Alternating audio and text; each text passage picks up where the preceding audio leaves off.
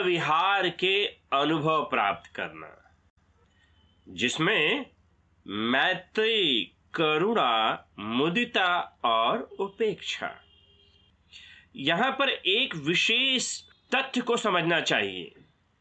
भले हम चाहें इन विषयों का कितना भी ज्ञान पालें, समझ लें, मगर ये पूरी तरह से तब तक परिपूर्ण नहीं हो सकते जब तक कि इसमें आनापानसति या स्मृति प्रस्थान व ध्यान का समावेश ना हो। नियमित व लगातार सम्यक स्मृति व सम्यक समाधि का अभ्यास, आनापानसति व ध्यान के अनुभवों को प्राप्त करना तथा तथागत बुद्ध द्वारा निर्देशित आनापानसति व ध्यान की विभिन्न अवस्थाओं को प्राप्त करने के पश्चात ही वास्तविक रूप से ब्रह्म विहार को प्राप्त कर पाना संभव होता है। बिना इनके अभ्यास के ब्रह्म विहार को ज्ञान के स्तर पर समझना इसे सदैव अपूर्ण ही बनाए रखता है। तो ज्ञान के साथ स्मृति व ध्यान का नियमित अभ्यास ही ब्रह्म विहार का बोध कराने में सफल होता है, जिसके महत्व को 37 बोधिपक्षीय धर्म व प्रज्ञाशील समाधि के अष्टांगिक मार्ग से समझा जा सकता है। और इसी के प्रभाव का स्पष्टीकरण तथागत बुद्ध द्वारा संयुक्त निकाय के बलकरणीय वर्ग में किया जाता है। बुद्ध ने भिक्षुओं को कहा कि जितने भी कर्म बल से किए जाते हैं वे सभी पृथ्वी को आधार बनाकर पृथ्वी पर खड़े होकर किए जाते हैं। ऐसे ही शील को आधार बनाकर शील में प्रतिष्ठित होकर आर्य अष्टांगिक मार्ग को भवित किया जाता है और बढ़ाया जाता है। ऐसा करने वाला व्यक्ति विवेक, विराग, निरोध का आश्रय लेकर निर्वाण की ओर अग्रसर होता है। जैसे घड़े को उलट देने से वह सारा पानी बहा देता है, कुछ रोक नहीं रखता, वैसे ही ऐसा व्यक्ति सभी पाप पूर्ण अकुशल धर्मों को छोड़ देता है। ऐसे व्यक्ति पूर्णता को प्राप्त होते हैं। चारों स्मृति प्रस्थान, चारों सम्यक प्रधान, चारों रिद्धियां, पांचों इंद्रियां, पांचों बल और सातों बोध्यंग। तो 37 बोधिपक्षीय धर्मों की भावना करने से पूर्णता प्राप्त होती है। और वे हैं 4 स्मृति प्रस्थान, 4 सम्यक प्रधान, 4 रिद्धिपाद, 5 इंद्रिय, 5 बल, 7 बोध्यंग और आर्य अष्टांगिक मार्ग। यहां पर 4 स्मृति प्रस्थान के अभ्यास व इनके प्रभावों का वर्णन संयुक्त निकाय के अम्बपाली वर्ग में किया जाता है। बुद्ध ने भिक्षुओं को बतलाया कि जीवों की विशुद्धि, शोक और विलाप के अतिक्रमण, दुख और दौर्मनस्य के अस्तगमन, सत्य की प्राप्ति और निर्वाण के साक्षात्कार के लिए एक ही मार्ग है, और वह है 4 स्मृति प्रस्थान। 4 स्मृति प्रस्थान है उद्योगशील, स्मृतिमान और संप्रज्ञानी बने रहकर काया में कायानुपश्यना, वेदनाओं में वेदनानुपश्यना, चित्त में चित्तानुपश्यना और धर्मों में धर्मानुपश्यना करना। बुद्ध ने भिक्षुओं से कहा कि तुम्हारे लिए मेरी यही शिक्षा है कि तुम स्मृतिमान और संप्रज्ञानी होकर विहार करो। फिर यह भी समझाया कि कोई स्मृतिमान कैसे होता है और संप्रज्ञानी कैसे। कोई स्मृतिमान होता है काया में कायानुपश्यना, वेदनाओं में वेदनानुपश्यना, चित्त में चित्तानुपश्यना और धर्मों में धर्मानुपश्यना करने से।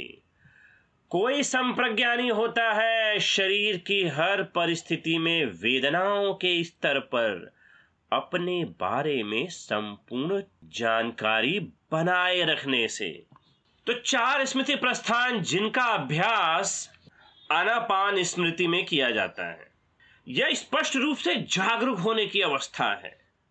जागरूकता अपने शरीर के प्रति, अपनी वेदनाओं के प्रति, अपने चित्त की अवस्थाओं के प्रति।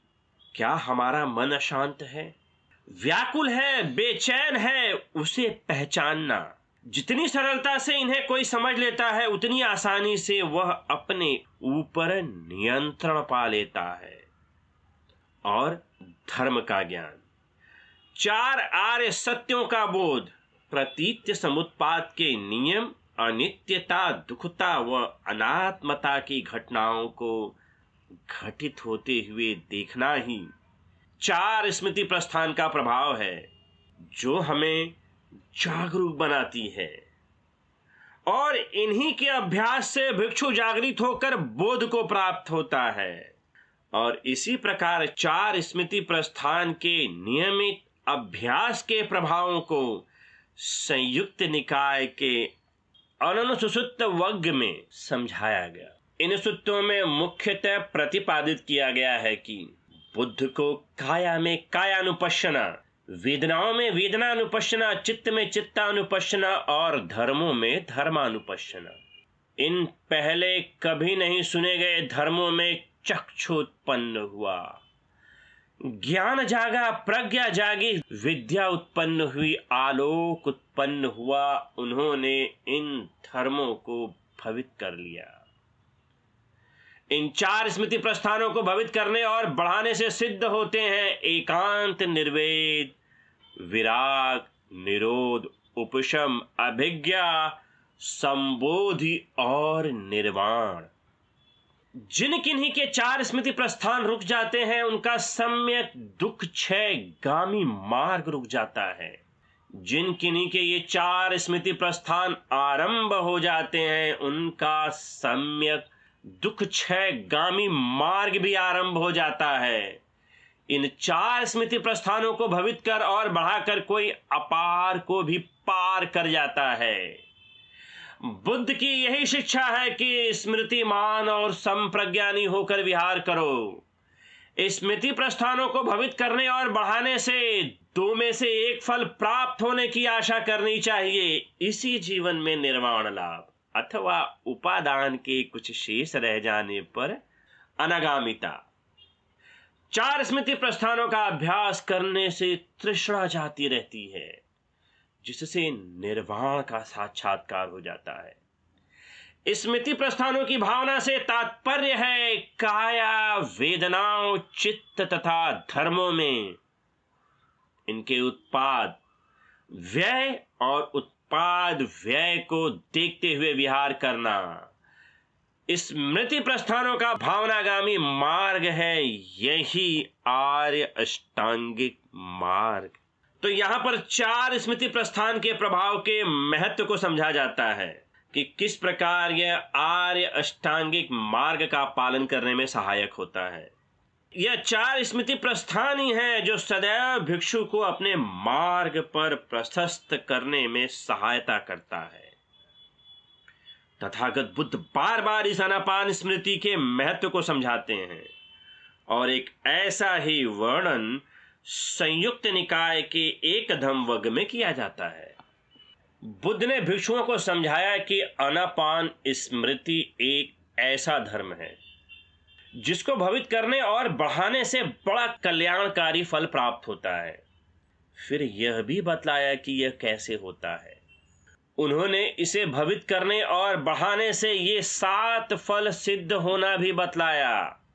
इसी जीवन में निर्वाण लाभ अथवा मृत्यु के समय निर्वाण लाभ अथवा 5 अवरभागीय संयोजनों का क्षय होने से अंतरा परिनिर्वाण अथवा उपहत्य परिनिर्वाण अथवा असंस्कार परिनिर्वाण अथवा ससंस्कार परिनिर्वाण अथवा ऊर्ध्व स्रोत अकनिष्ठ गामिता। आयुष्मान अरिष्ठ ने बुद्ध को बतलाया कि मैं किस प्रकार आनापान स्मृति की भावना करता हूं। उसकी बात सुनकर बुद्ध ने कहा कि यही आनापान स्मृति है। फिर भी यह जानना चाहिए कि आनापान स्मृति विस्तार से कैसे परिपूर्ण होती है। तत्पश्चात उन्होंने विस्तार पूर्वक सारी बात समझाई। बुद्ध ने भिक्षुओं को आयुष्मान महाकपिन का उदाहरण देते हुए बतलाया कि आनापान स्मृति रूपी समाधि को भवित करने और बढ़ाने से काय तथा मन में हलन चलन नहीं होती। इसके अतिरिक्त यदि कोई भिक्षु यह चाहे कि न तो मेरा शरीर थके और न आंखें, और मेरा चित्त उपादान रहित हो, आश्रयों से मुक्त हो जाए, तो उसे इस समाधि को अच्छी तरह मन में लाना चाहिए। इस समाधि के भवित और पुष्ट हो जाने से जब भिक्षु को सुखद, दुखद अथवा अदुखद असुखद वेदना होती है, तब वह प्रज्ञा से जानता है कि ये अनित्य है और इनमें आसक्त नहीं होना चाहिए। अतः वह अनासक्त होकर इनकी अनुभूति करता है। वह काय पर्यत वेदना की अनुभूति करता हुआ प्रज्ञा से जानता है कि मैं काय पर्यत वेदना का अनुभव कर रहा हूं। वह जीवित पर्यत वेदना की अनुभूति करता हुआ प्रज्ञा से जानता है कि मैं जीवित पर्यत वेदना का अनुभव कर रहा हूं। शरीर छूटने पर सारी वेदनाएं यहीं ठंडी हो जाएंगी। यह भी प्रज्ञा से जानता है।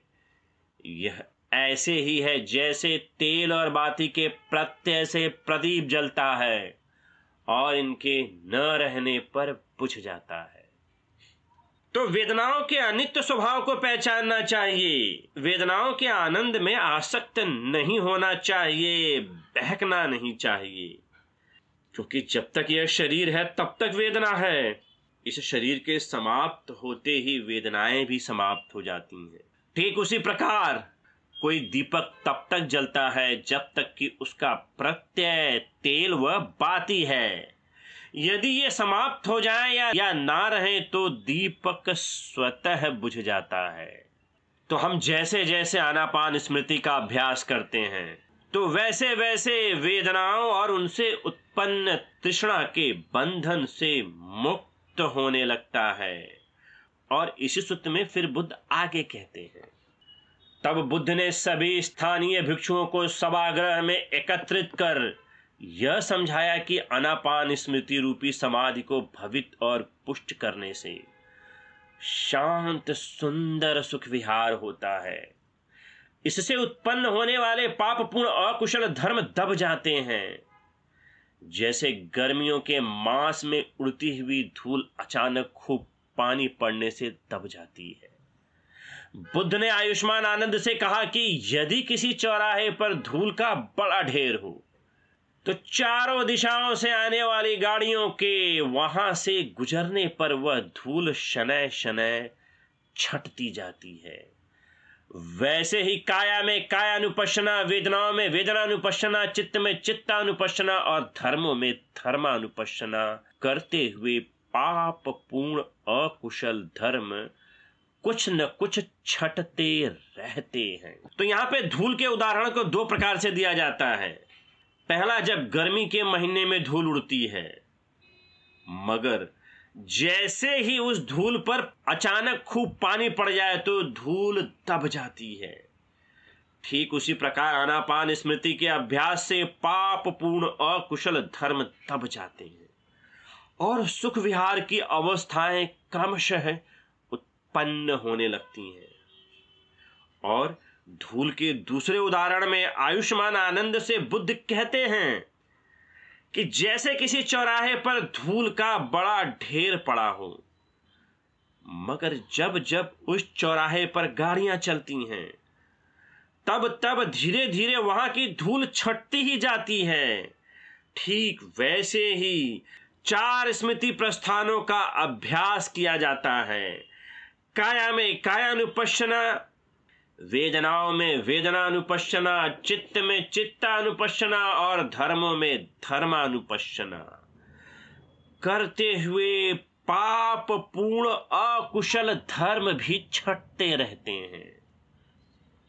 तो यह 4 स्मृति प्रस्थान ही है जो तथागत बुद्ध द्वारा स्पष्ट किए गए मार्ग का आधार बनते हैं, और इन्हीं के प्रभावों को हम संयुक्त निकाय के द्वितीय वर्ग में देखते हैं। बुद्ध ने भिक्षुओं को बताया कि आनापान स्मृति रूपी समाधि को भवित करने और बढ़ाने से शैक्ष भिक्षु के आश्रमों का क्षय होता है। इस समाधि को आर्य विहार, ब्रह्म विहार अथवा तथागत विहार भी कहा जा सकता है, परंतु शैक्ष विहार दूसरा ही होता है। उन्होंने व्यक्त किया कि आनापान स्मृति रूपी समाधि के भवित एवं पुष्ट होने से 4 स्मृति प्रस्थान पूरे हो जाते हैं। 4 स्मृति प्रस्थान भवित एवं पुष्ट होने से 7 बोध्यंग पूरे होते हैं, और 7 बोध्यंगों के भवित एवं पुष्ट होने से विद्या जनित विमुक्ति पूरी हो जाती है। उन्होंने विस्तार से यह भी बतलाया कि यह सब कैसे होता है। उन्होंने यह भी कहा कि इस समाधि के भवित एवं पुष्ट होने से संयोजनों का प्रहाण होता है, अनुशय मूल से उखड़ जाते हैं, मार्ग की पूरी जानकारी होती है और आश्रमों का क्षय हो जाता है। तो आर्य विहार यानी श्रेष्ठ विहार, ब्रह्म विहार अथवा इसे तथागत विहार भी कहा जाता है, जो पूरी तरह से मैत्री, करुणा, मुदिता और उपेक्षा के भावों से युक्त होता है। धन्यवाद।